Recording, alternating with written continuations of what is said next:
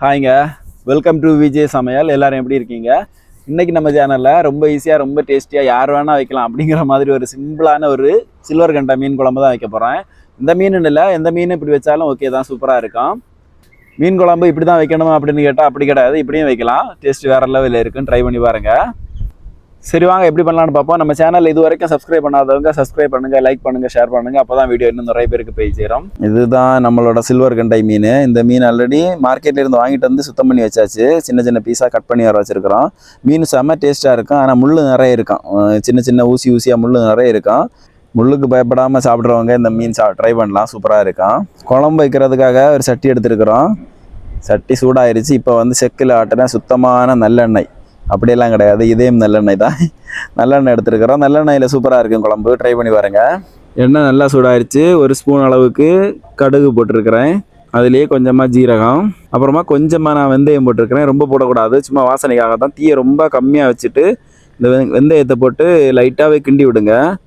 கருகாமல் அப்படி பொறுமையாக பொரிஞ்சு வரணும் கடுகு, அப்புறம் வந்து வெந்தயம் எல்லாமே. அப்போ தான் சூப்பராக இருக்கும், இந்த வாசனை சூப்பராக இருக்கும். கடுகெல்லாம் நல்லா வெடிச்சிருச்சு. இப்போ வந்து ஒரு கொத்து கருவேப்பிலை போட்டிருக்கிறேன்.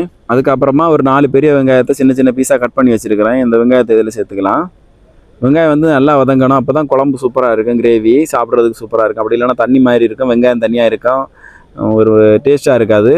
இப்போ ஒரு 2 நிமிஷம் போல் ஆயிடுச்சு. இந்த நேரத்தில் ஒரு 1/4 டீஸ்பூன் அளவுக்கு மஞ்சள் தூள் போட்டிருக்கிறேன். அது கூடவே 1 ஸ்பூன் அளவுக்கு உப்பு போட்டிருக்கிறேன். உப்பு வந்து அப்புறமா இன்னொன்று பத்தலைன்னா திரும்ப போட்டுக்கலாம் இன்னொரு வாட்டி. இது சும்மா வெங்காயம் வந்து நல்லா வதங்கிறதுக்காக போட்டிருக்கிறேன். இதையும் போட்டு நல்லாவே கிண்டி விடுங்க. நல்லா வெங்காயம் வந்து நல்லா அப்படி வதங்கி, நமக்கு சாப்பிடும்போது வெங்காயம் தனியாக கிடைக்கக்கூடாது, அந்த அளவுக்கு இருக்கணும். அப்போ தான் அந்த குழம்பு வேறு லெவலில் இருக்கும் டேஸ்ட்டு. அதுக்கப்புறமா நான் இஞ்சி, பூண்டு, அப்புறம் பச்சை மிளகாய் இதெல்லாம் முழுசாகவே போட்டு வச்சுருக்கேன். இஞ்சியை சின்ன சின்ன பீஸாக வெட்டி வச்சுருக்கிறேன். இது நாங்கள் வந்து முழுசாகவே எடுத்து சாப்பிடுவோம், அதனால் எங்களுக்கு பிரச்சனை இல்லை. சப்போஸ் இது சாப்பிட பிடிக்காது அப்படிங்கிறவங்க இதை வந்து நம்ம இடித்து பேஸ்ட் மாதிரியே சேர்த்துக்கலாம். நல்லா நாங்கள் இப்படி முழுசாகவே சாப்பிடுவோம், ஏன்னா முதல்ல போட்டால் நல்லா வதங்கி போயிடும். இது எங்களுக்கு தனியாக கிடைக்கலாம் அந்த திங்கிறதுக்கு, அதுக்காகவே தான் முழுசாக போட்டிருக்கிறோம். இல்லைனா நீங்கள் இஞ்சி பூண்டு பேஸ்ட் மாதிரி சேர்த்துக்கலாம் கொஞ்சமாக. இப்போ பாருங்க, வெங்காயம் வந்து நல்லா வதங்கிருச்சு. இப்போ இதில் வந்து ஒரு பெரிய தக்காளி கட் பண்ணி வச்சுருக்கிறேன். இப்போ இந்த வெங்காயம் தக்காளி எல்லாமே வந்து பாருங்க நல்லா கிரேவி மாதிரி ஆயிடுச்சு. இதுக்கு மேலே இனி தேடினா கூட கிடைக்காது, அந்த அளவுக்கு ஆயிடுச்சு. முழுசாக வந்து பூண்டு போட்டதுனால பூண்டு அப்படியே இருக்குது. நம்ம சாப்பிடும்போது மீன் குழம்பு கூட பூண்டு சாப்பிட்றதுக்கு டேஸ்ட்டு வேறு லெவலில் இருக்கும். இப்போ மசாலா சேர்த்துக்கலாம். நான் வந்து 3 ஸ்பூனு மிளகாய் தூள் சேர்த்துருக்கிறேன், தனி மிளகாத்தூள். இது காஷ்மீரி சில்லி, காரமே இருக்காது, கலர் மட்டும்தான் இருக்கும். பயந்துடாதீங்க, காரத்துக்கு ஏற்ற மாதிரி நீங்கள் போட்டுக்கோங்க. இங்கே வாங்குறது எதுவுமே காரம் இருக்காது, சும்மா மொக்கையாக இருக்கும், அதனால அந்த கலர் மட்டும்தான் கிடைக்கும். அப்புறமா ஒரு 2 ஸ்பூன் அளவுக்கு மல்லித்தூள். இப்போ மிளகாத்தூளோட மல்லித்தூள் கொஞ்சம் கம்மியாகவே தான் போடுவோம். இப்போ இதையுமே இதில் கலந்து விடுவோம். நல்லா அந்த எண்ணெயிலேயே அந்த மசாலா கொஞ்சம் அப்படி ஃப்ரை ஆகட்டும், அப்போ தான் அந்த பச்சை வாசனையெல்லாம் போய் சூப்பராக இருக்கும் டேஸ்ட்டு. தீயை ரொம்ப கம்மியாக வச்சுக்கோங்க, இல்லைனா கறியிடும், பார்த்துக்கோங்க. தீயோட அளவு பொறுமையாக வேகணும், அப்போ தான் வந்து குழம்பு இன்னும் டேஸ்ட்டாக இருக்கும். அடுத்ததாக புளி தண்ணி, கொஞ்சோண்டு புளி தான் நான் எடுத்துருக்கிறேன். ஏன்னா ஒரு மாங்காய் இருக்குது, நான் அந்த மாங்காவை வெட்டி போட போடுறேன், அதனால் நான் வந்து புளி தண்ணி ரொம்ப கம்மியாக வச்சுருக்கிறேன். புளி ரொம்ப அதிகமானாலும் நல்லா இருக்காது, ரொம்ப கம்மியாக இருந்தாலும் மீன் குழம்பு நல்லா இருக்காது. புளி கொஞ்சம் கூட இருந்தாலும் ஓகே தான், குழம்பு டேஸ்ட்டாக தான் இருக்கும். அதுக்கப்புறமா நான் பக்கத்துலேயே சுடுதண்ணி வச்சுருக்கிறேன் பாருங்கள். ஏன் சுடுதண்ணி அப்படின்னா, பச்சை தண்ணியை விடவும் சுடுதண்ணி ஊற்றுனீங்கன்னா இன்னும் குழம்பு சீக்கிரம் ரெடி ஆகும். அந்த தண்ணியோட பச்சை வாசனை இல்லாமல் குழம்பு நல்லா இருக்கும் சாப்பிட்றதுக்கு. அதனால் இது அடுப்பு ஃப்ரீயாக இருந்துச்சு, நான் பக்கத்துலேயே வந்து சுடுதண்ணி வச்சுட்டேன். அந்த தண்ணியை தான் ஊற்றிருக்கிறேன். சீக்கிரமாக கொதிக்க ஆரம்பிச்சிடும். இல்லைன்னா இந்த தண்ணி திரும்பவும் பச்சை தண்ணி ஊற்றி அது கொதிக்கிறதுக்கு டைம் ஆகும். பாருங்க, கொஞ்சம் நேரத்துலேயே குழம்பு கொதிக்க ஆரம்பிச்சிருச்சு. குழம்பு கொதிக்கட்டும். இந்த மீன் வந்து சீக்கிரமாக கரைஞ்சிரும், அதாவது எப்படி உடஞ்சிரும் சீக்கிரமாக. மீனெல்லாம் ரெடியாக இருக்குது பாருங்க.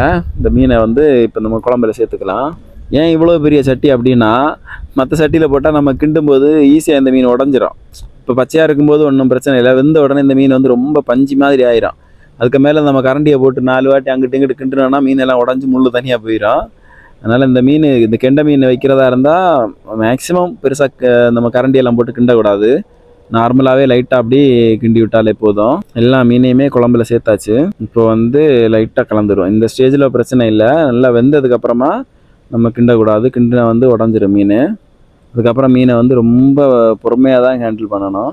நல்லா கொதிச்சு அப்படியே குழம்புலேருந்து எண்ணெய் எல்லாம் பிரிஞ்சு வர ஆரம்பிச்சிருச்சு. நான் வந்து இதை பாருங்க, ஒரு மாங்காய் இருந்துச்சு. அந்த மாங்காவை வந்து கொஞ்சம் பெரிய பெரிய பீஸாக வெட்டி போட்டிருக்கிறேன்.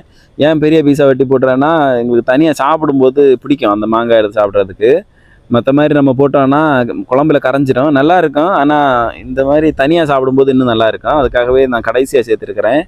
இதுக்கு மேலே ரொம்ப நேரம்லாம் வைக்க வேண்டாம், ஒரு 10-15 நிமிஷத்துலேயே மாங்காயெல்லாம் வெந்துடும். அதுக்கப்புறமா அவ்வளோதான், குழம்பு ரெடி ஆயிரும்.